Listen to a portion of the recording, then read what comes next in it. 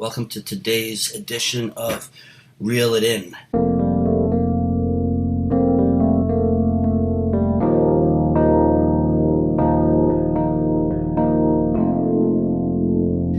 We've been thinking about how we wanted to go about this show. We've had a few good episodes under our belt in which we've talked about a variety of perspectives on life, responsibility, what human beings do for each other, how we overcome adversity. And I know I was getting a little tired of all the self-reflection.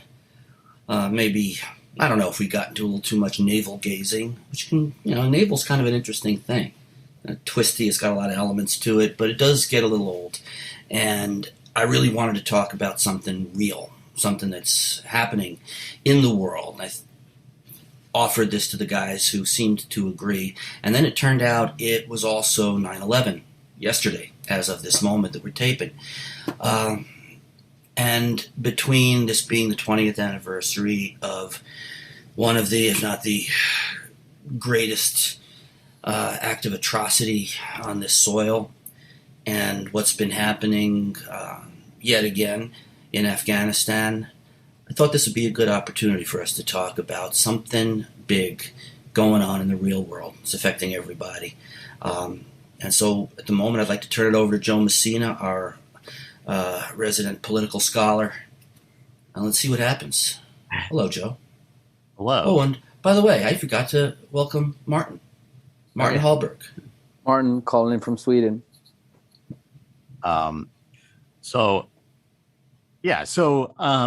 I think we were just talking about how we each have kind of a slightly different perspective on not only Afghanistan and the war, but 9/11 itself. Dan, you're a lifelong New Yorker and still live there today. And I was born there and lived a little outside of the city when 9/11 happened, but my dad worked there. He worked pretty close to right there. Yeah. I was just thinking about, and I don't remember exactly what happened that day, but I'm pretty sure, knowing my dad, the first plane hit and he was like, bye everyone. Because I believe some people working in that area were told oh, something bad happened, but it's an accident. They'll get it taken care of. You don't have to leave. And I'm sure being told that, my dad was like, no, I'm going to leave now. So that was, luckily there was a proximity to disaster there that didn't hit my own life in that way. But yeah, so I was 12 years old when that happened, and I was just getting into. I think that's the age where you're first able to sort of be aware of politics, if you're going to be, if you're going to be interested in it. That's when your brain is sort of capable of starting to think about these things. And so then what happens, George Bush steals an election. We have 9/11. We have the Afghanistan war and Iraq war. And then from there, it was smooth sailing.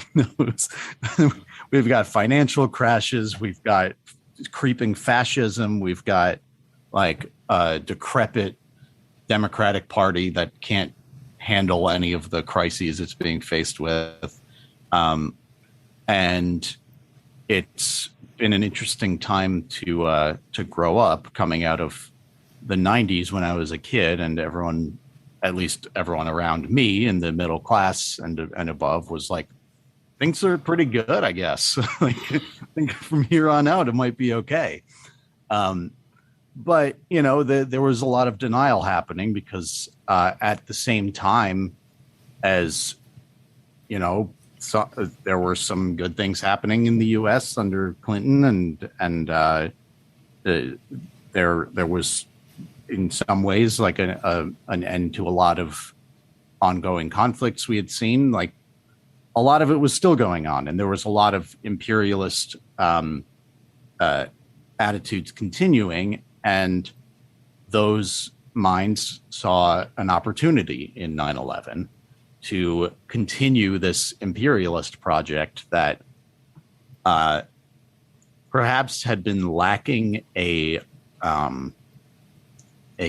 really good scapegoat for a while. It was harder to keep up, like the fear of the Soviet Union. We didn't have a Nazi Germany or like a supposed creeping communism in Asia that, to throw at people and make them scared and justify going to take places over. And you couldn't do what we did, 100, 150, 200 years ago, which was just say like, well, we want that place, so we're going to go take it. That's what we do. But as like modern attitudes have changed, they've adapted those arguments. And I think a lot of us were fooled in thinking that all this stuff that started 20 years ago was any different. So it's what's really frustrating with what's happening now is that, Biden went ahead with the with pulling out of Afghanistan, and that's a complicated thing in itself. I think it was at least partially like Trump's plan that got that moving, and Biden just went ahead with it. I don't know if anything was changed or if, Trump had some other idea, but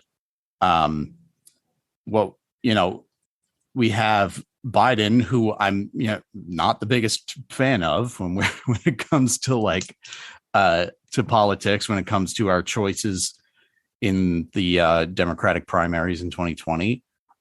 He was near the bottom of my list if he was even on it, and there's a lot I have to say that about him that is, hey, he's just continuing this American leadership tradition of exploiting this powerful empire in this way that we have always done. But I think leaving Afghanistan is good.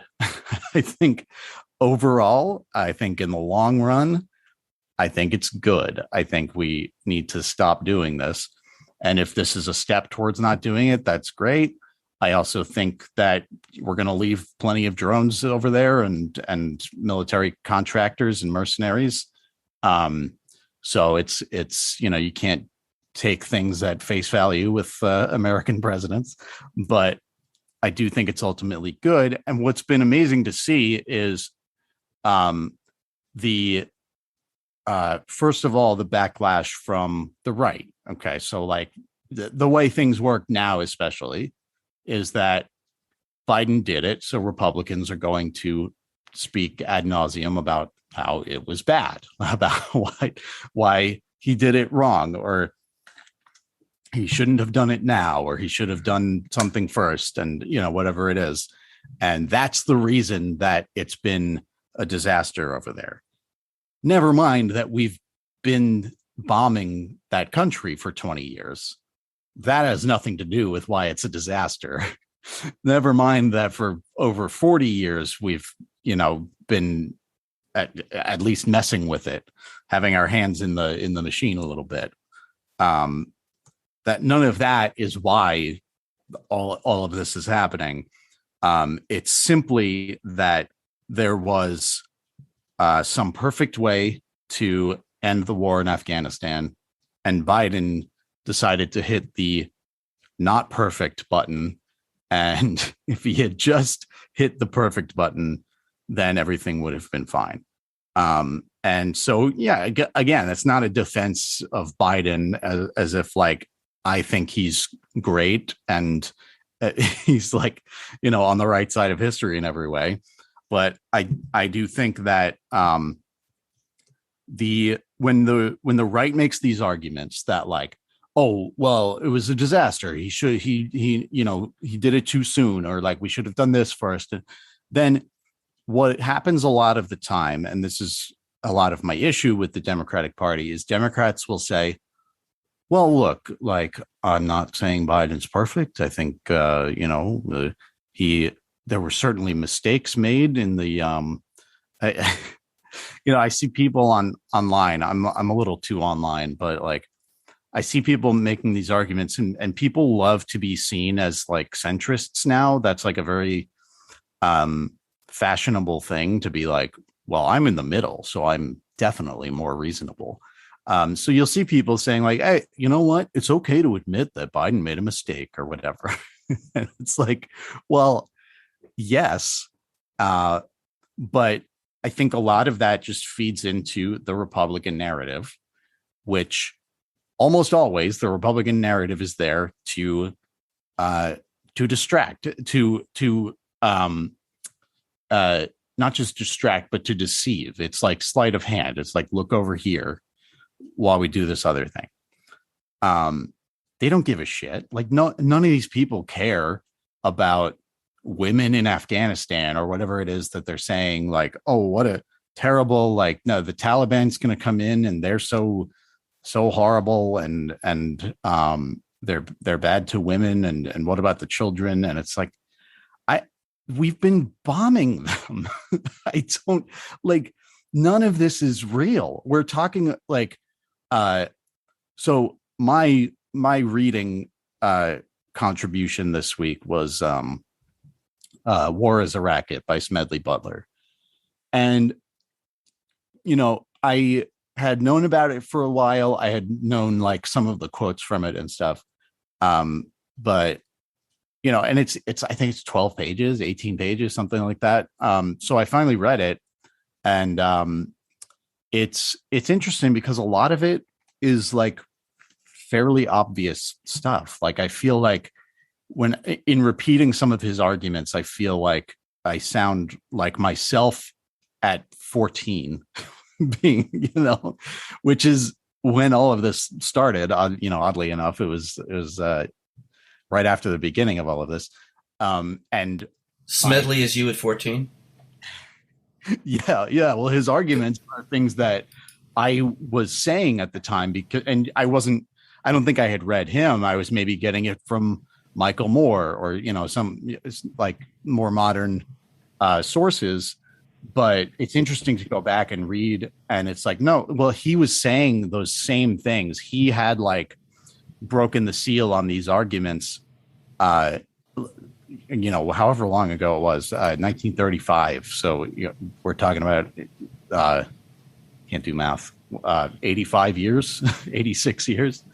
But the thing is, it's true. It's like, well, yeah, it is just like a few people benefiting from these wars, and people who are regular people like us will fall in line with it because they fall for the arguments, as if there hasn't always been some argument made to like justify these things.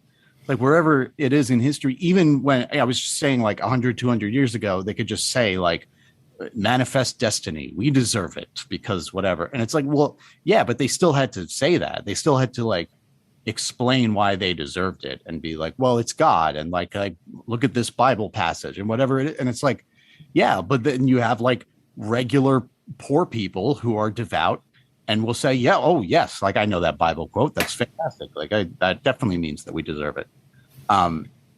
So it looks different now, but people will convince themselves, they're like, oh, but there's a reason now, and like now now it's different. And even though like someone's getting rich, it doesn't mean that it's bad. And it's, well, I don't know who this benefited besides Halliburton and Raytheon and Northrop Grumman. Like, there's really, besides the politicians that they buy off,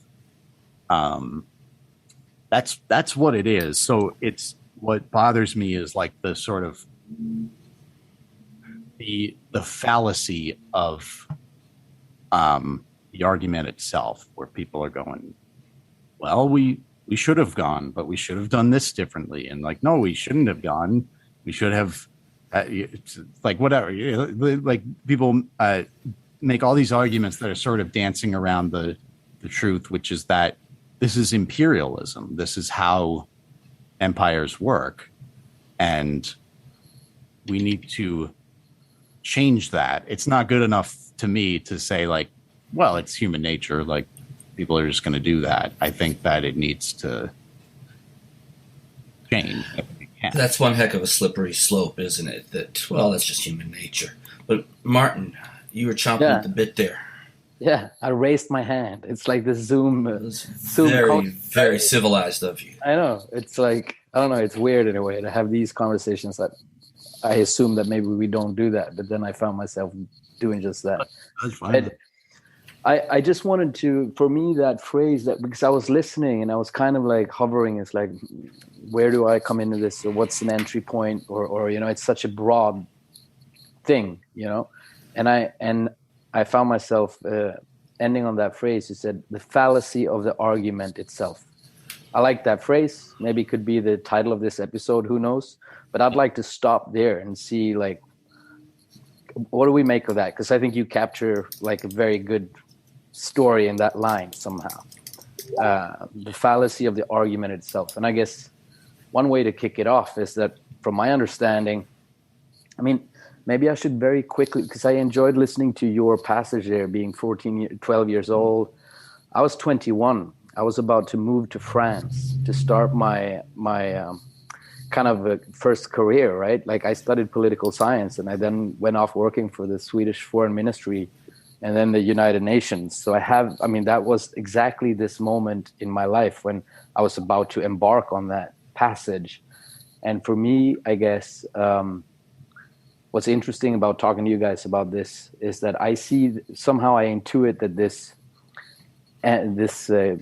withdrawing from Afghanistan marks somehow, I feel like, the end of some kind of era.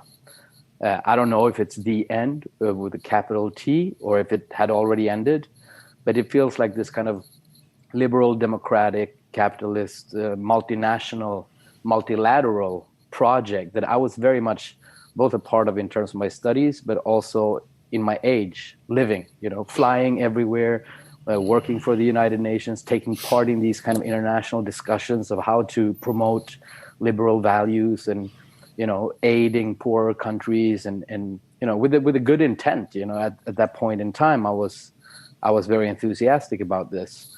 But I feel that now 20 years down the line, we can somehow, I feel, draw a line somehow to the Tony Blair's and the Bush and that whole project somehow is now seen in a completely different light. We're in an era of unpeace, I read somewhere, which I liked. The forever wars, they call the war in Afghanistan and Iraq, and the forever wars have ended. We have now entered an era of unpeace, where it's like competition, strong arming, mistrust, which is different than those 20 years where there was an idea of trying to build, multilateral understanding and treaties and conventions and human rights and so on. So that's just a short passage of where I come from in my personal kind of history. But I guess in this, the fallacy of the argument itself, I guess one entry point could be that, the reason to go there was terrorism, right? Or anti-terrorism. It was Osama bin Laden and the connections between Pakistan and Afghanistan and the war on terror. So this whole state building, democracy of trying to, instigate, how to build a state, like fictively state building is even a term in poli-sci. That's secondary. So I find that that's one way of unpacking your line there. The argument is flawed in that it was never about building a state or a democracy. It was about rooting out sources of terrorism, which is, it's a whole discussion too, how to understand that. But I think that's a quite obvious way of where these two things contradict. They're two different things. One is to try to kill people that have harmed you, and the other is to build a democracy. And those two were never articulated clearly. They were never understood, I think, by the public, at least not in Sweden. We've sent troops there for years, and we've spent hundreds of millions of krona in this, which for our little country is still a lot of money. And no Swede has ever really taken part of a big public discourse, should we actually do this or not? It's just like these extra committees in the defense system that just like, oh, we'll send 45 guys for 6 months, then we'll take them home. And that was repeated for, 15, right. 20 years. So Osama bin Laden and democracy are not the same thing. And that's a flawed argument. So right. That was my contribution or idea here. Yeah, the false argument, as you say. As you're talking, I'm getting a little clearer on something I've been trying to formulate for a long time. Namely, every time I start thinking that this imperialist instinct, this pattern of trying to take whatever self-evidently good and virtuous system we represent, whether it be Christianity or democracy, these two unattainable abstractions, and that we're going to impose that upon the barbarians in whatever form they come, because it's our duty to God to spread the word and to spread the truth and the peace and the light, or that we're going to do that with democracy because it is self-evident that to have a representative government of people who elect their own leaders from within, rather than this history of warlords and Machiavellian opportunists. I keep banging into something beyond that question of, the self-righteousness, namely, if you cloak yourself in a religious ideal or you cloak yourself in a political ideal, it's self-evident that democracy is the best. It's self-evident that Christianity is the fulfillment of everything that humans ought to be. You're left with something else, namely, well, if you didn't have that really valuable abstraction, the banner, the name of your team, then what are your motives for going there? As you talk about, Martin, and I mean, Joe, you kind of laid out this whole buffet of angles to take on this. Now, are we getting revenge? Well, no. See, there's something about the religious motivation and something about the democratic motivation, which is that we have to be, in our own minds, in our own advertising in a way, we must represent a higher good. That part of our superiority complex, much as it has been every time anyone has invaded anybody over time, that unless you're saying, you know what, I'm going to take your land, your women, your stuff, because I want it, because you can't defend it and I can make good use of it, that unless we're doing that, we are lying to ourselves and we are lying to the other side. So did we want revenge? Well, the moment we took our eye off the ball of simply getting bin Laden, well, even then, was it revenge? Was it protecting the rest of the world against future terrorism? When we talk about bringing the ideals of democracy to any of a series of nations for whom democracy, the conditions for democracy, have not yet evolved, as if you're saying, hey guys, wear this hat. It's all going to go well for you. Just wear the hat, trust me. No, you put the hat on and you go about your business. You're still a medieval tribal culture. You're still a people who run by warlords and superstition. So what is it that we are trying to actually achieve over there? Because once upon a time, we were a little more honest. Imperial Britain made no bones about it. They were spreading the good of civilization and Christendom to a barbarian world.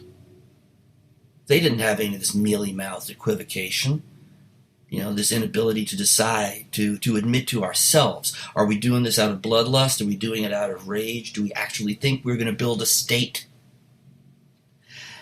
And so every time I come back around to the project, and every time I come back around to the thought of, well, what did we do after those buildings collapsed in downtown Manhattan? I still cannot find any consensus on our actual motives for being there. None that bears a very good relation to reality. I think there was also some very influential, like, political tenets going on. I mean, there was, in the end of the 80s, early 90s, there was this end of history idea. You might have heard about this, Francis the Fukuyama. eschatology. Yeah, like the famous book of, like, we've reached the end stage of modern human evolution, basically, and this is the end of history and so on. But a while after that, there came another book. A guy called Samuel Huntington wrote a book that became very read, called The Clash of Civilizations. And in there, it kind of states that in this new post-historic world, or whatever, the conflicts will not be what they have been. They will be conflicts among, across cultures, across civilizations.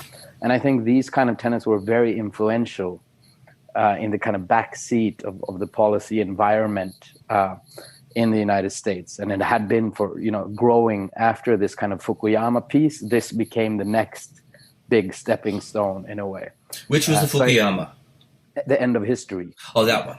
Yeah. And then this Samuel Huntington wrote this book, I think, after, saying that, this will be the future kind of conflicts to navigate and so on. So I think there was a kind of seed there towards viewing the world in that way. But then on a more concrete level, my interpretation, when you were speaking, Dan, I was sitting just with this word came up for me. It's like wrath, isn't that the English word, wrath? When you just unleash the holy wrath, and I think the sheer magnitude of piercing a hole the way that those planes did to the image and the self, the ego construct, if you will, of the most dangerous, powerful, richest guardian, in a way, right? You go back to the Second World War, the Marshall Plan, the role that the states have played in actually creating democratic society, like Germany and Japan. There are cases where one could argue that, foreign interventions and things have really helped build societies that have done quite all right. So I think that's my gut feeling or guess, that there is something very, very primordial in the unleashing of that wrath of just like, this line has been crossed. This is not supposed to be possible. It could even less be imagined. And also the horror of that kind of image, right? It's almost aesthetically like a lightning from the sky. I mean, there's something about that whole thing that happened that just pierced through the perceived sense of self in the United States, and that they just fucking went bananas, right. We're going to kill every, some kind of uncontrolled rage or something like that. Let me say one thing before I want to turn this over to Joe, which was, you talk about wrath. Yeah. The moment you said wrath, and I got to go psychoanalytic because, well, it's all I have. That when you said wrath, I heard Return of the Repressed. I heard the rageful return of something very basic that has been forgotten, that has been buried. Yeah. And because one of the things I saw after 9/11 was that really got my wheels spinning. First, there was my own compulsive, obsessive replaying of footage. I'm not obsessive compulsive by nature. It's not my thing. But I could not stop rewatching the footage, the fire, the smoke, as if there was something I was trying to make contact with. But then I started reading the conspiracy theories, and I even had, a patient yesterday talk to me about, oh, come on, we all know 9/11 was at least partly an inside job. And I'm thinking, my God, is this a beautiful example of how we tear ourselves apart around these inner repressions. We can't be honest with ourselves. We cannot be the enlightened democratic society. Part of Fukuyama, the idea is that liberal democracy is the pinnacle. That there's no history. It's not because things stop happening. It's because there's nowhere else for history to go except a couple of, I don't know, setbacks. That's what I recall about Fukuyama. Yeah, no, that's the core. That's it. Yeah. But then what? But then the idea that somehow nature has been transcended. Among that, nature to be wrathful, the nature of burying the parts of yourself you'd rather not look at. So when wrath comes back around, whether it's coming from within, such as even today, the wrath of January 6th, the wrath of people who are absolutely certain that somehow we prepped the Twin Towers and facilitated the hijackers of those planes, that somehow this is the way we eat ourselves from within. You know, Like a distortion, yeah. So, yeah, Joe. Well, a couple of things. First of all, I can't with the framing of Wrath and Return. I couldn't help but think of Star Trek: Wrath of Khan and Star Wars: Return of the Jedi. There might be elements in those movies that actually relate contextually, but so I wanted to say this idea of like the wrath element. I think that again is like one of the ways that the idea of the war is sold to the population, right? That's how they explain it to the population of the U.S. and how the population of the U.S. then justifies it in our heads, and they say like, well, we need to destroy this guy. And so I think, and like there is an element of that is true. Like there's a real thing there that is the empire wanting to take out someone who posed a threat to it and, you know, to its hegemony. But, you know, this first thing I have to confirm, I don't know this for sure, but apparently the Taliban offered Osama bin Laden up to George Bush and he refused. So that's an interesting point right there. But what is known is that I don't think if he was at the time, I don't think Osama bin Laden was in Afghanistan for much longer after that, after the first couple of years. And, it took until 10 years later, 2011, to where they got him in Pakistan, and then took 10 more years to leave when apparently that was the goal. So I think what's happening there is that it was never just about that. Like, again, I think there's a part of that's true. I think it is like that, even though like, yeah, at one point he worked with the U.S., like he worked with the State Department in some capacity. And I think it was Reagan who mobilized, like during the Cold War.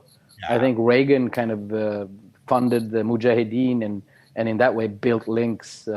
Right. So there's that, but I don't think that means that they were like, okay, so you're going to fly into the towers. And then, like, I don't think it was that, but like, I think part of it was like, okay, this guy turned against us. We're going to go get him. But then I also think, are you familiar with the stories about the poppy fields in Afghanistan? That like apparently a lot of what these soldiers were doing is guarding poppy fields. Yeah. And it's interesting that over the past 20 years, we've also developed an opiate addiction crisis in this country. And we know that there was, at the very least, some shadiness around how like cocaine and crack entered the country from South America, involving, again, Reagan and his thugs. So I think that again is like, that's the war as a racket angle, like there's, I forget the name of the family, the from Purdue Pharmaceutical. Yeah. The Purdue Pharmaceutical family got What's rich. Their name? I knew that one. So again, it's like, yeah, it's funny how like oil producers and Sacklers. Producers. Yeah, the Sacklers. Yeah. Like those people all got rich. The people who make bombs got rich. And yeah, I don't know that there was ever like, so again, going back to the democracy thing, like building a democracy, building a society, whatever. First of all, like, I think that, again, with speaking about the like British Empire, that harkens back to like some super racist ideas of like, we can definitely like fix these people. And it's like, maybe they've got it. Like, at least they're going organic. Right. So there's that, but then also I just never bought the idea that like, oh, we're trying to like build a democracy there, because again, we had just had an election in this country that was a shit show, and every single since then has been a shit show. And the same people like on building a democracy in the Middle East don't care about any of that, because I mean, it's a lot of them are Republicans, and all all this shadiness about the elections helps Republicans because they haven't won a popular vote in I don't know how. I think maybe in 2004. I think in 2004 Bush did. But that's like, an inconvenient truth, isn't it? But what was that? Oh yeah. So like, yeah, I don't buy the thing about democracy, because a lot of the time, people do come together and build these like more socialist, more egalitarian societies, like, and democratically elect leaders that they put in charge, and then the U.S. will say, "Oh, that person actually did all these terrible things, and we need to go take them out." And then then we install a dictator. Like, speaking of 9/11, the first 9/11 was in 1973 in Chile, which is when the U.S. overthrew. Make sure I get these names right. Pinochet. It's Pinochet in Chile. So we installed Pinochet, who is a fascist dictator. But he was our fascist dictator. Yes, and it was Allende was the guy before him. And, Salvador Allende. Yeah, and so he was like, I don't know if he was like a Castro type figure. I think he was a little more benevolent. I don't know if like I think less irritable. Yeah, I think he was a lot more benevolent. Yeah. But I mean, he was definitely on the left side of the spectrum. Yeah, and I think Castro did do a lot of good. I think he's better than like Stalin and a lot of these people. But yeah, I think this was a little different. It wasn't something where this guy had to like kill a whole bunch of people, which may or may not be justified.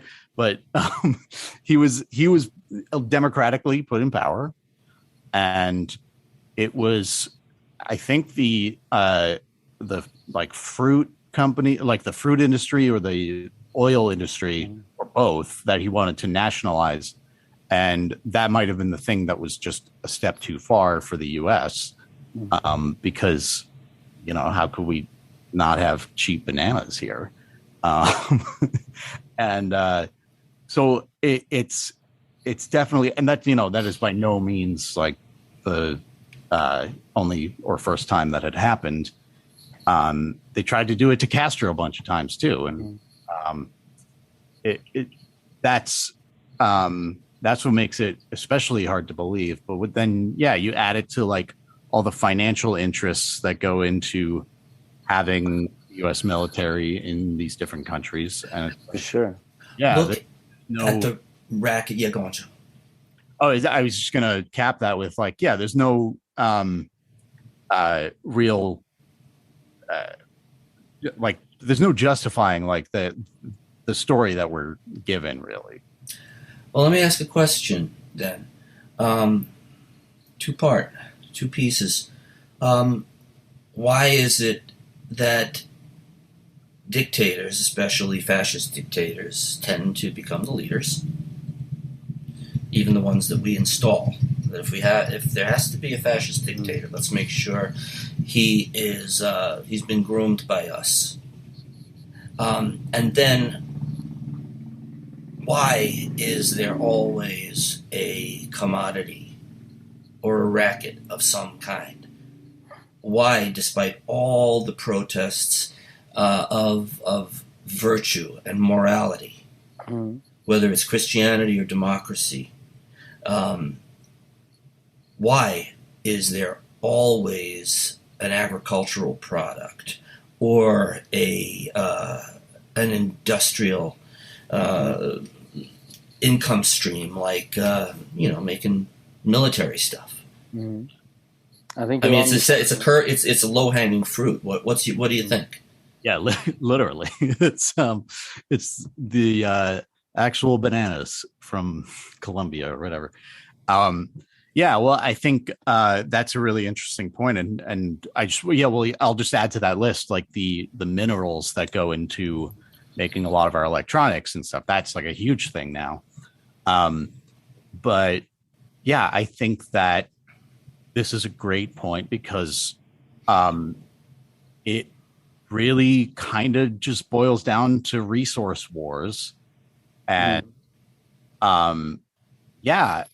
it's to go back to the point about human nature. It's like, well, is it human nature for people to war and conquer and all of this? And I don't know that it is. I mean, that much. I think that I think it might be the modern like conquering methods might just be like a certain synapse that's like going haywire, because at some point it was like a reasonable thing to do in the moment when, like, okay, our tribe is starving and like that tribe didn't want to share with us, so we're going to kill a bunch of them, recruit the survivors, and take their stuff.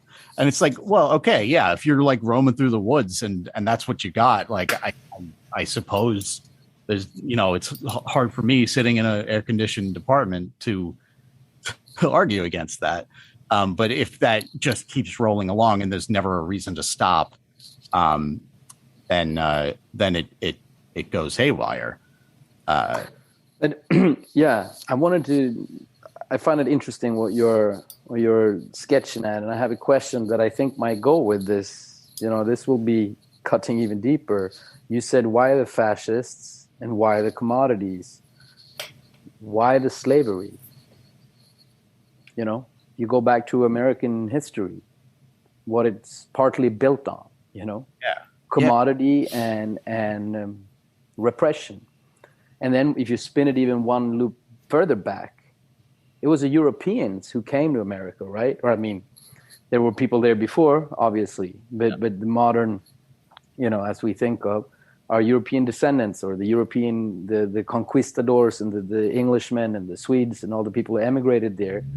So one could argue that whereas Great Britain maybe were able to have their more intact racist doctrine, there was some objectification. Like we offloaded our most phallic, excessively violent, dominating, conquering, sadistic, parts into what was growing in the United States. And I mean, the United States has a very violent history. Of course, there is in Europe too. If you go look at the Swedish history of hundreds of years, of course, there's brutal battles and violence, I think, in any nation. But it's quite stark in that America is such a young country that it's quite accessible in terms of understanding how the country has been forged on a lot of violence in many ways. So on that bedrock, it shouldn't perhaps be so surprising that the way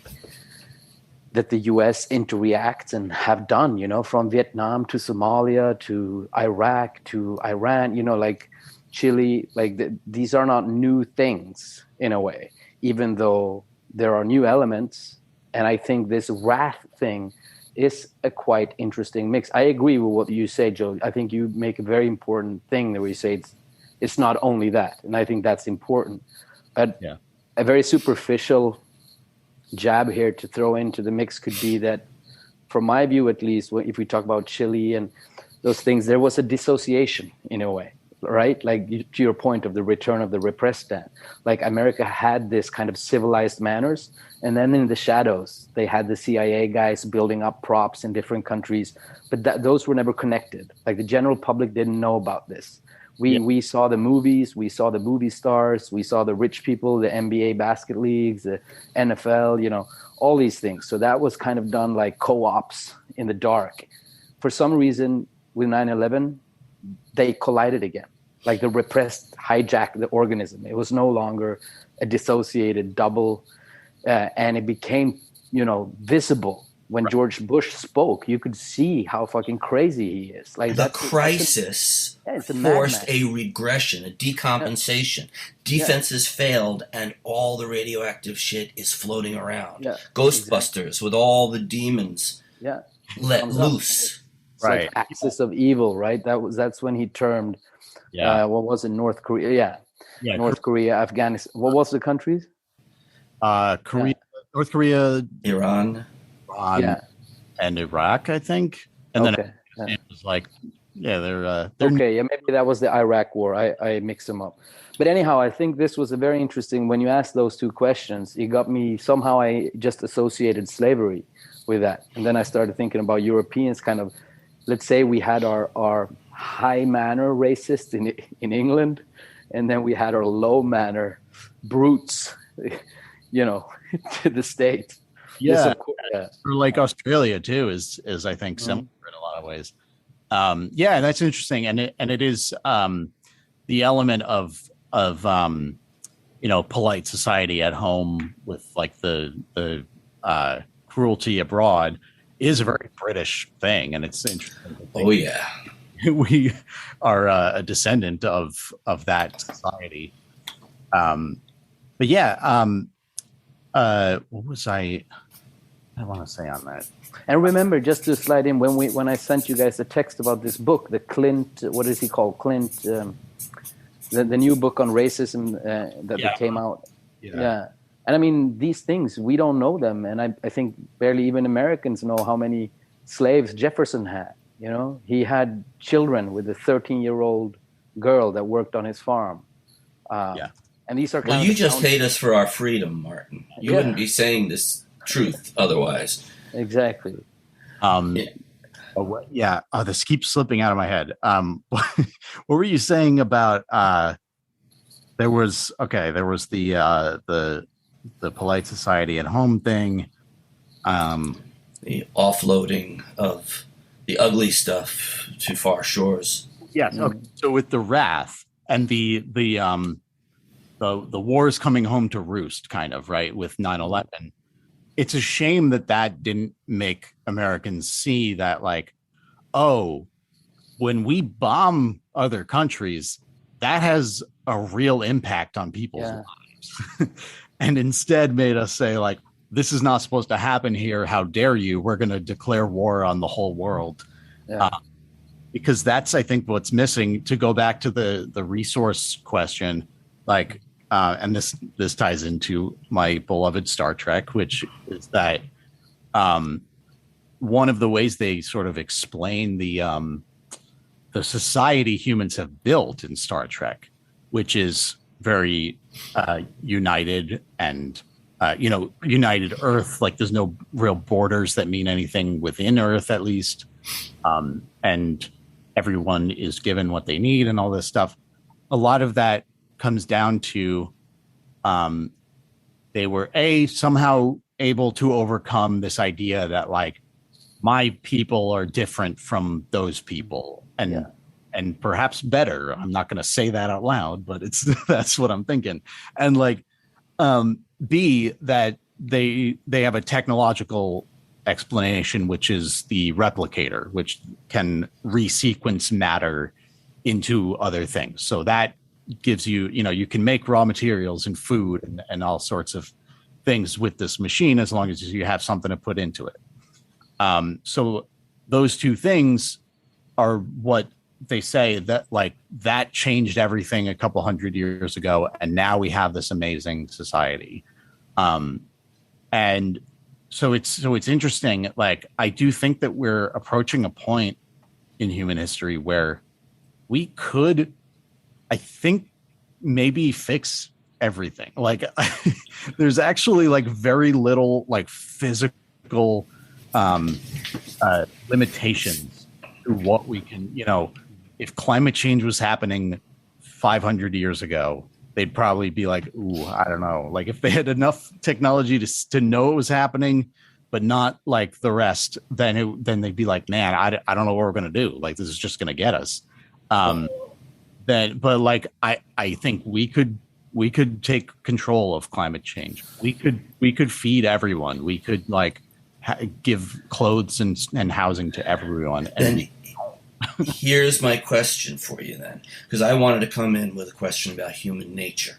Mm-hmm. What it is about all of our national self-image, our beliefs, our slogans, why it is that we keep coming down on this idea that whether it's Christianity or democracy or good old-fashioned conservative American values, etc., why we have this story that's all about how we're virtuous and the others, whoever the others happen to be, are bad and foul. Well, in response to your question, in the Star Trek scenario, if we had the replicators and we could replicate them in great numbers, so that literally want, hunger, scarcity are no longer factors, would that actually change human nature? Because if we are simply behavioral mechanisms that respond more or less efficiently to the conditions at hand, well, yeah, there would be some instant or relatively quick recognition that, hey, guys, what are we fighting for? Yeah. You can have everything you want. I got mine. Hey, ceasefire. Let's throw the weapons into the damn replicator fuel pod, whatever it happens to be, and go. Yeah. We'll have a party. Forever. But yeah, it's a good question, man. I maybe I should ask you to answer it. I think you're going down the alley that I think I would gone as well, like the othering. There is Hannah Arendt, the white man's burden, the phrase that this kind of racist behavior, whether we're talking about Britain or whatever kind of situation or country, that it is a very frequent part of human nature and of large groups of people that want to belong, I guess, that this kind of behavior comes out quite often in groups that define themselves against another group, right? Like a primitive, like I am a Vikings fan and you are a Packers fan, or that kind of identification with a large group, and everything else gets deleted. Like in the masses, it doesn't matter. The only thing that matters is that you're a Vikings fan or a Packers fan, right? So all the other differences are equaled by the big difference, us against them. And whether this is part evolutionary or psychological or mental, like I don't know, but there is something about that othering which represents the limit, I think, of what we have talked about. For me, it boils down to that, how we as people other people, and that all these problems are attributable to that kind of process, that there, at the end of the day, there is a person of some sort, a color, a gender, a sex, whatever it is. There is that kind of limit where people say, we are not like you, you are like this. And yeah, man, I would like to hear what you think that's about, Dan. Why is that such a common feature in human history? Well, if we're talking human nature, and it's an easily abused word because it's such a blank slate. It's more implication than anything in particular. But choose your element of human nature. I was thinking, as a psychotherapist, how difficult it is to help a person actually change the pattern of how they live. How you can take somebody's circumstances and improve them, improve their insight, give them ample opportunity to live more in accord with, their desire for a better, cleaner, less conflicted life. And it still takes a very long time for long existing, deeply reinforced patterns to change. So I think one of the problems with the Star Trek view here is that as beautiful as it is as a utopian fantasy, it, like every other utopian fantasy, because all of these, whether it's democracy, Christianity, I'm sure we can come up with countless examples of this. We always believe that we're headed towards, or that we already represent, some virtuous ideal, right? So as Christians, as exponents of democracy trying to spread egalitarianism and self-determination in a foreign land, of course we represent a higher ideal. But a little closer look, and you see just what a lie this has always been based upon. So we talk about the racket, and you look at good old Smedley's tract there. Once upon a time, you could say that people may have believed wholeheartedly that they were fighting a holy war. I mean, one of the reasons why we always end up getting blindsided by terrorists is because if they are at all motivated by jihad, a desire for jihad, then they are true believers. This is a sacrifice that they believe wholeheartedly. But here, we are split. We are split in many directions. By that, I mean, okay, so we have the military-industrial complex, which was Eisenhower's way of formulating something very similar to what Smedley was writing about. And it's a way of saying that war is a business. And one of the ways you run a business, one of the ways you maintain your place in the market, is advertising. You manage to get people to believe in the value of certain goods. You manage to make it appeal to people's sense of superiority, of transcendence, of being better than the other guy. But you don't have to look far. You just have to look at any of a number of movies that are out at any given time to find that we're all very aware and deeply entertained by the idea that there is a shadow government, that there is a business, that there is a market at play, that we're telling people, this is virtuous, and if you believe this, this is why you're better. When ultimately, the guys in charge, there may be a few ideologues in there, but these are people who are conducting this business. Iran-Contra, the sale of arms to our enemies in the Middle East. The fact that so many of the weapons that have been used to kill American soldiers were made in American factories. Halliburton. We know that there is a deep economic world beneath what is sold to the public as an ideological war or a patriotic war. But those are buzzwords. Unless you live in that world of big money, of deals beneath the table, of pragmatists who know that, you actually want me to fight for patriotism instead of hundreds of millions of dollars? No. I'll take the dollars, thank you, because the definition of patriotism is going to change or get or get smeared on a daily basis. But money talks. Everything else is bullshit. And that is how the sociopaths who run nations operate. Money makes it work. And, we talk about the low-hanging fruit, whether it's the bananas or whether it's ammo and gear. whether it is letting the warlords keep their poppy farms because it's beneficial across the board that there be an income stream, even though it feeds directly into the heroin on the streets of American cities. Oh yeah, that's deeply immoral. But we can put that aside for a moment because there's billions of dollars at stake. So what I'm referring to here, I'm not just trying to revive this tired rant about hypocrisy.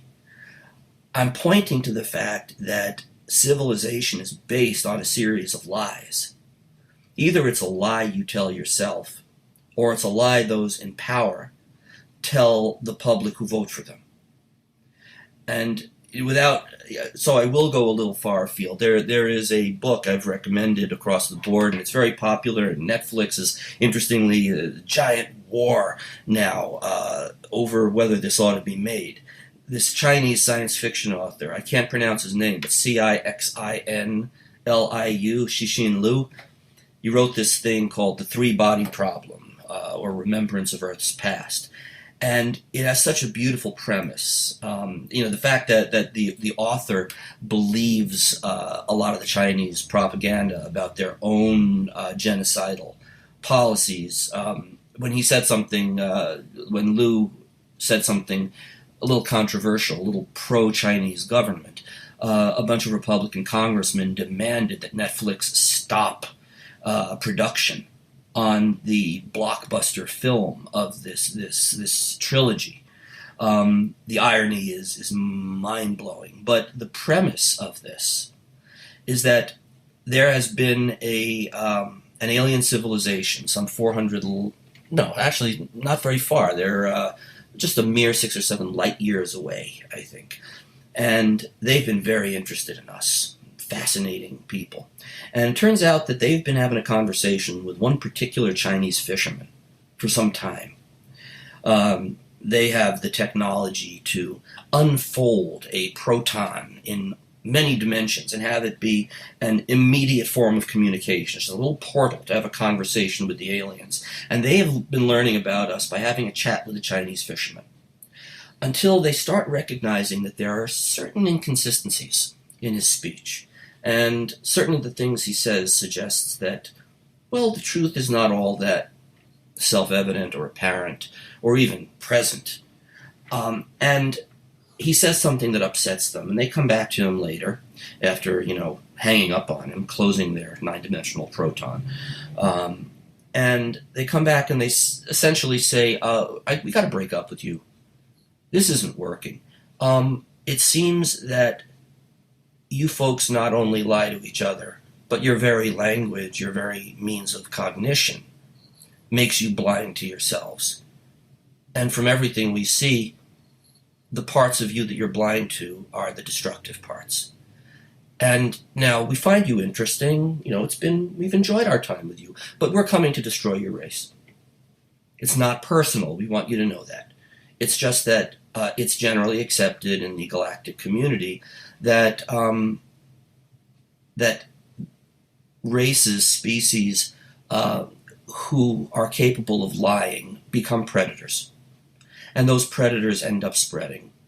And it's generally considered good practice, even good manners, to wipe them out before they leave their own atmosphere. So it'll take us about 400 years before we get there, so you can get your affairs in order. And so this entire trilogy,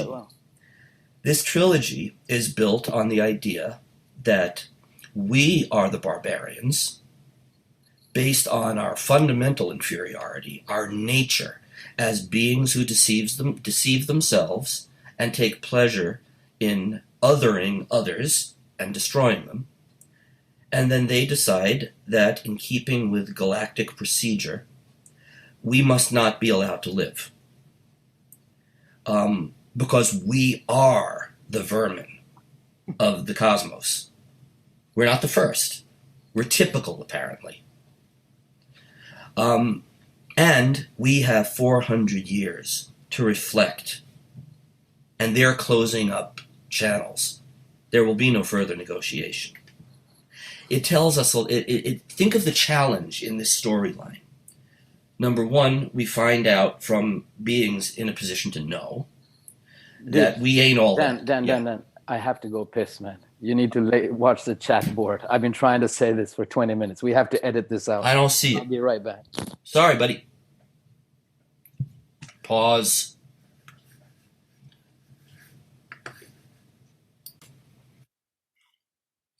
So imagine the challenge to human beings and our assumptions about ourselves in this alien message. Number one, we find out from people in a position to know, because they can compare us to all the other alien races, some of whom are good, some of whom are bad, and some of whom are a mixed bag. We're the kind of mixed bag that needs to get wiped out. And on the one hand, we lie to ourselves and others, and it's implicit in our language, and it's implicit in our cognition. And so we are told when the end of history is going to be. And unlike the Fukuyama, the end of history is going to be the end of events. It is going to be the last moment. Yeah. And we also have the challenge, since it's going to take 400 years for them to get here. We love to talk about tradition and legacy and, planning for the future and, giving our children a better life than the one we have. What if we have to make choices that will only pay off 12, 13, 15 generations from now? Will people act in their own self-interest, hedonistically, nihilistically? Will they do the right thing for our distant descendants so that maybe we can put up a fight or at least turn the tide by the time the aliens get here? And I love the trope of the aliens, because whether you like the laser wars, shoot 'em up, or the first contact feeling of awe, the aliens here represent, in a way, the actions of the gods. Could be akin to the Greek gods, the Norse gods, who may act capriciously or for reasons we don't understand. Nevertheless, it's happening. Can we plan for a future that doesn't include ourselves and our immediate needs and our follies and conceits? Like, ain't we cool? Ain't we Christian? Ain't we democratic? Yeah, really impressed with yourself, aren't you? So let's put it out there. What do you think? I really like that that story, like the concept of that story. That's something that, unsurprisingly, Star Trek had sort of explored similar things, maybe not as deeply. But, there were plenty of episodes of, Kirk convincing some evil robot not to destroy humanity. And, we spoiler alert, we find out at the end of The Next Generation that the whole series was basically Q testing the human race and putting them on trial. And Q, this cosmic asshole. Yeah. And then, and then there's the Borg. They have to stop the Borg from destroying humanity. We're not efficient enough and all of that. But yeah, I think that idea is really interesting of could we manage that? Could we think that far ahead? And I think the answer is yes, because I think there have been plenty of societies that did do that. And they were maybe kind of wiped out by the current hegemony that's been in place for the past 1,000 years or so. And it's so I think that this iteration currently of society and global society probably couldn't, judging by how they're handling climate change. But I think that if we change it, and I think we can, that definitely is possible. We just need global communism. I think, yeah, it's very interesting. I was also thinking about climate change when you told this story. You know, it becomes a very vivid metaphor, right? Like we have de facto destroyed the conditions to have a sustenance of life on our own planet. You know, it is quite a feat in a way to be able to do that, to destroy your own livelihood to that extent that we are, by all measures, seem to be hell-bent on continuing doing. So in that effect, I think we are the barbarians, as you mentioned, Dan, in your recounting this story and about these books, is a very apt tagline to some extent. You know, maybe this episode will be something, we are the barbarians, something Afghanistan. And I think that the storyline for me, following our talk here, we started with the fallacy of the argument that Joe put out there. There is something inherently flawed in the argumentation of Afghanistan. We then spoke about the kind of dissociated hegemony that then became non-dissociated, the return of the repressed. So the crazy was there for everybody to see, the wrath. We spoke about the wrath. Then Dan spoke about human nature, or parts of human nature, as being, based partly on lying to ourselves and one another. And as you said, Dan, people in power have a pragmatic position, or, that's one aspect of it. Maybe it's not the full aspect, but you said something that it's lies that kind of builds it up in a way. And then we heard the story about these characters in the book that have, linguistic flaws, cognitive flaws, which is it's a feature of human nature, that we can't express everything aptly within language, and we misunderstand each other. This is it's like a de facto way of being a human being, is that language is not fully enough. Lacan, we talked about a couple of episodes ago, he captures this beautifully in his writings, how we're always struggling with language and are somehow caught up in a linguistic structure that we cannot really master or utilize to our full benefit. So that, for me, there is some kind of line there. And where does that line center in the end? It comes back to me for these kind of themes that we have spoken about many times before, about, Mike Agan says that a lot, how incredibly destructive we are, or parts of us are, to start to fathom what we are capable of, is we're not even, I can't remember, but he writes sometimes we just know 2% of our capacity. Of course, not only for destructiveness, also for goodness. But in this episode, we have touched on the more destructive parts. So to wrap it up, I guess one possible avenue to think would be, how do we work with our own destructiveness in a constructive way, right? For me, it comes back to themes we usually cover, like dreaming, therapy, associative practice, writing, arts. How do we contain our possibility to destroy? That could be something that could perhaps be done for future generations. I don't think that human people will eradicate themselves like these characters in the book, unless it's imposed on us. I mean, we're mammals programmed to survive. I'm not going to kill myself to make it better for future generations, but to work with one's own destructivity, and that's doable, at least to some extent. It is something that can be built into the cultural fabric,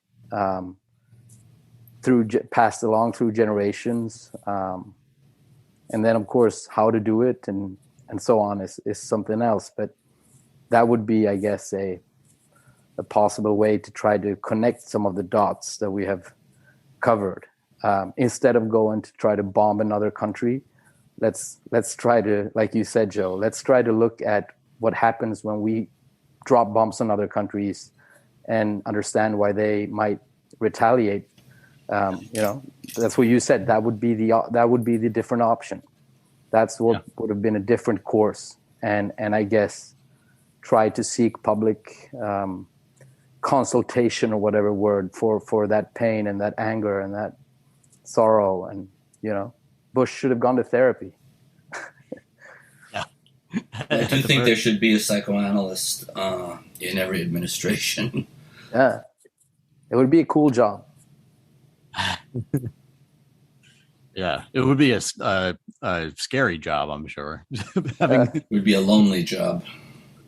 yeah, the mental health of the president. Yeah. What do you guys think of it? Like, do you agree, or are, in terms of trying to connect and synthesize some of the stuff we have talked about? Is it? So I think, yeah, personal reflection is never a bad thing. I think that's always part of the equation. And I'm very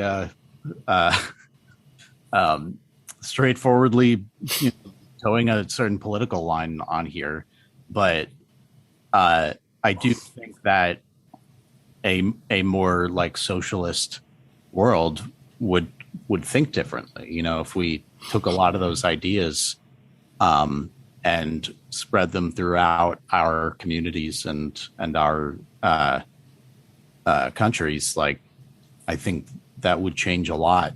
A lot of people, just don't really know what it's all about.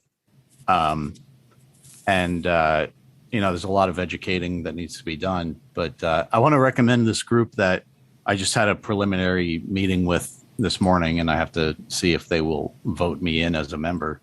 But it's called Socialist Revolution. You can find it at socialistrevolution.org. They're not planning an insurrection or anything like that. It's a revolution of thinking and a revolution of educating and taking action in communities. Are we Antifa? Without realizing it? A loosely organized group of people trying to change the minds. Yeah.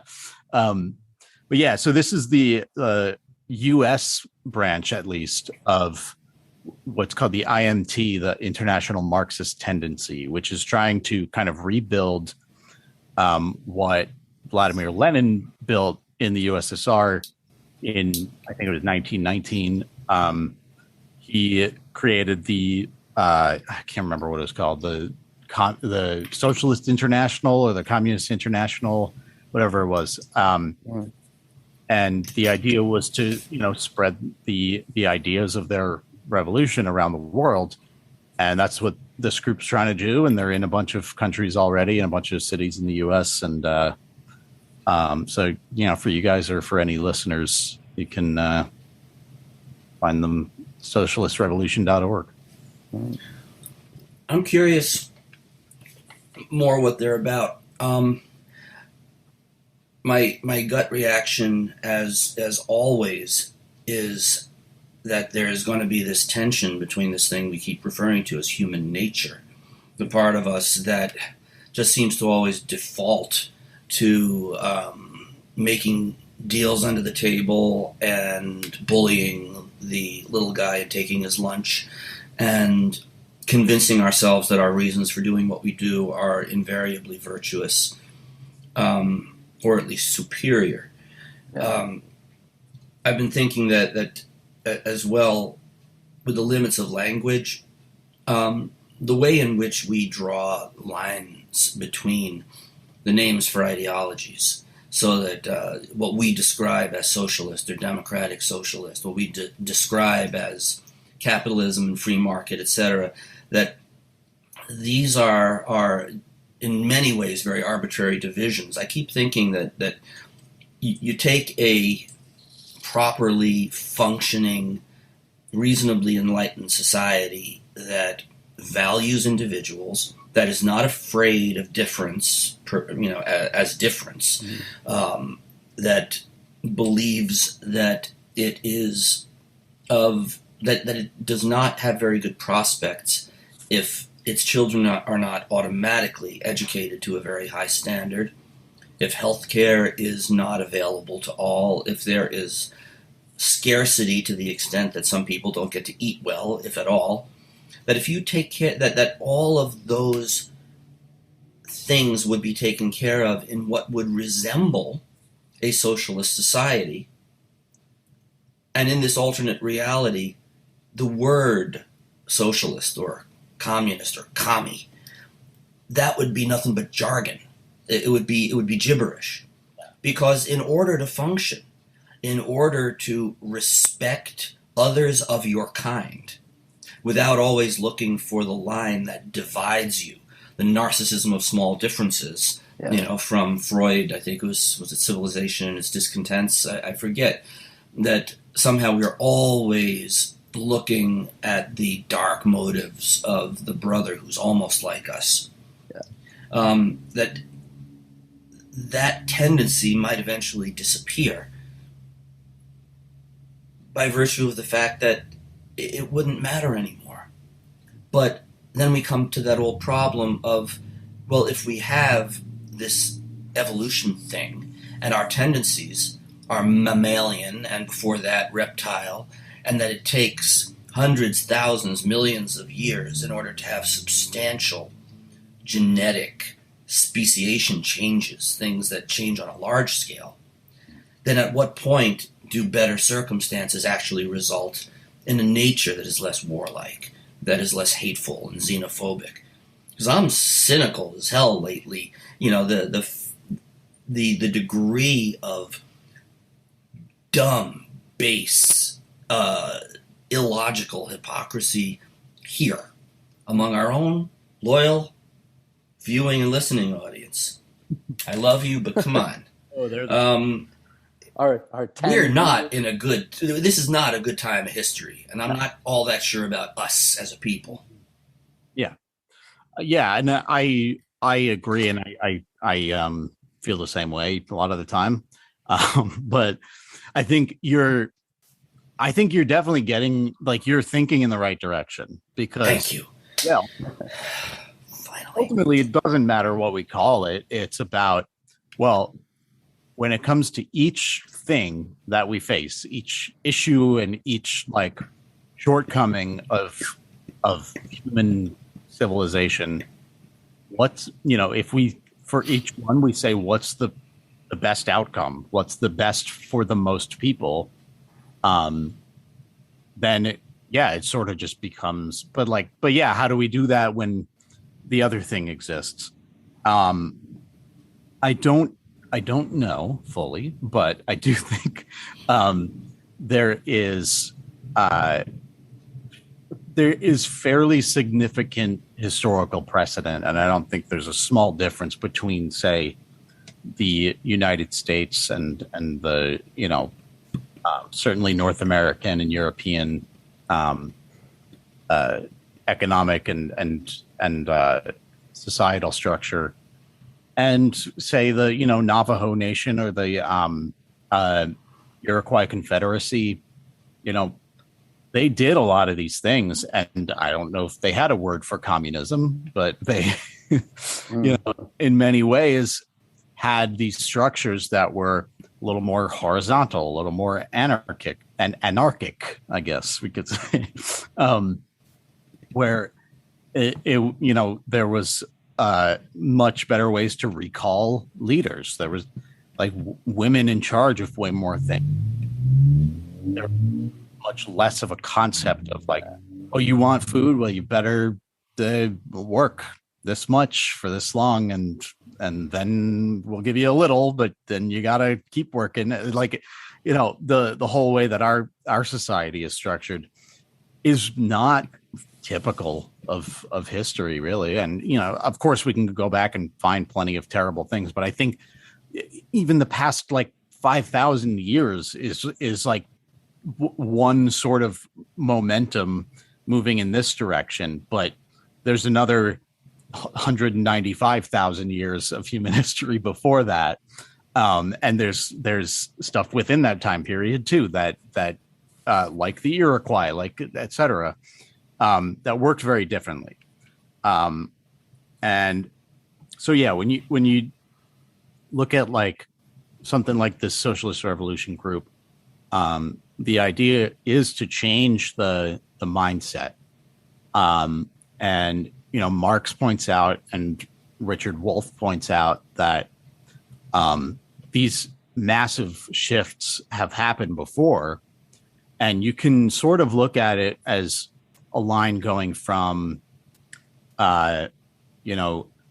slavery to feudalism to capitalism, And okay, what's changing in each of those? Slavery is just, I own you, you do what I say. Feudalism is you work this land, but like you get a little more control over your life. You get paid, you get like a portion of what you create. It's not, it wouldn't be ideal to any of us in the modern day, but that was, I think, a step forward from from slavery. And then you get capitalism, where there's certainly, we can perceive a lot more freedom in capitalism than if we look back at something like feudalism. I don't have to like live in a certain place and work for a certain person, really. Like that, theoretically, and a lot of us have that choice. A lot of people don't. If you live in the middle of Missouri and the only employer is Walmart, it's like there's less of a step forward has been taken for that person. But if we, draw out that trend, then it would follow that socialism would come next. And none of this has been linear. I think it's been ups and downs, and feudalism and slavery overlapped, and all of this stuff. But I think once you get into the actual ideas and like, here's what socialism is, here's what communism is, it's not at odds with anything you're saying. And I think the big difference is like workers controlling their workplace, workers controlling the product, what they produce. And so that's the major shift that I think needs to happen, because already I think Sweden's definitely better about this. Norway and Finland might even take it a step further, but like the social programs and like, I read that Finland is like just giving houses to homeless people, or starting to. So there are places moving in this direction, and there's just that one more leap that I think needs to be taken. I know that was quite a ramble there, but it was substantial. I don't know if we should wrap it up, or how do you guys feel? Where are we? Well, time-wise, we're 12 minutes shy of 4. I'm wondering if we want to bring this home by way of Afghanistan, something about where we are today with it. Because the one thing I think that is worth saying a few words about would be Biden's choice, the cost of it, the controversy of it, the fact that Trump has been ascendant again in recent days. Could I offer an additional possible point? Joe mentioned it en passant in his introductory remarks today, and I think it might be an important point. It is the way in which women were used as batting poles in this whole discourse, right? I actually read a piece about how the CIA wrote a paper to General Petraeus, I think it was, where they suggested how to help Afghani women tell their story of the freedom and the rights they are accessing, in order to rally support among European and Western women for the forces and the cost and the tax money it entails. The whole issue of how women's rights and human rights in general, but specifically women's rights, have been at the kind of center of public discourse around this whole intervention, and at the same time completely neglected in terms of substance on the actual ground, and the reasons for going to war, and the ways that the war has been conducted, and the measures that have been taken in terms of how the development money that get into the country, what it's been spent on, and so on. I'm not saying that there hasn't been any improvements for women, But I'm saying that the way the discourse has been sold has been flawed, or the lie has to some extent really been about woman as a kind of piece to put around, to shuffle around in order to make this whole puzzle go and work. And I think that fits quite well with what you spoke about earlier, Dan, when we kind of delineated this, why the fascism, why the commodity, why the misogyny, why the slavery, like all these things. And when we come to climate change, and we have spoken a lot about this on this show, the integration of the feminine, the kind of earth as the symbol of the, you know, like there is something to that, I think, in the sense that the way the stuff we are talking about today is some kind of sociopathic, weird, phallic, masculine collapse in a way. And it becomes very obvious when we look at how the subject of women has been thrown around in this Afghanistan spectacular as nothing but a prop for power and gains. As you're talking, Martin, I'm thinking the issue of women's rights, even the extent to which such a CIA missive to Petraeus about how to engage the interests and contributions of women, the commodification, the commodification of women as a subversive rhetorical tactic, you know. Then there's the experience of actual women, the brutalization of women, and you know, and I can't help but keep on coming back around to the idea that you can almost measure the health of a civilization or of a culture by the extent to which it marginalizes and brutalizes the feminine within it, both the actual women, but the denial of its own anima. You know, the idea that the woman as somehow a more integrated being, one who is not ruled by this unidimensional, splitting, violent, us versus them way of being, that you can almost measure the inner self-destructiveness of a culture by the extent to which it literally tries to wrap its women up and hide their faces. And that's why I like Joe's passage about the North American or the Native American tribes that you mentioned, and the little that I know of their relationship to the land and the earth and the whole. And I think it's very interesting to extrapolate from there in terms of ecosystem organization. You know, I don't know if socialist or communist are the epithets for that or not.